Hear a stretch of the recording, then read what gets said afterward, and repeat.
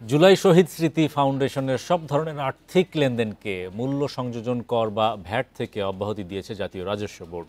সেই সঙ্গে ফাউন্ডেশনকে সেবা বা পণ্য সরবরাহকারী প্রতিষ্ঠানকেও কোনো উৎসে মূসক দিতে হবে না।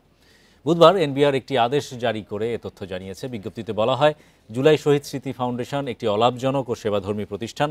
তাই মূল্য সংযোজন কর ও সম্পূরক শুল্ক আইন 2012-এর 126 ধারায় প্রদত্ত ক্ষমতা বলে ফাউন্ডেশনটির কার্যক্রমকে মূসক থেকে অব্যাহতি দেওয়া হয়েছে। এনবিআর সূত্রে জানা গেছে, জুলাই আন্দোলনে শহীদ পরিবার ও আহতদের কল্যাণে যে কোনো ব্যক্তি বা প্রতিষ্ঠানের অনুদানকে আয়কর অব্যাহতিও দেয়া হতে পারে। শিগগিরই এ সংক্রান্ত প্রজ্ঞাপন জারি হতে পারে বলে জানা গেছে।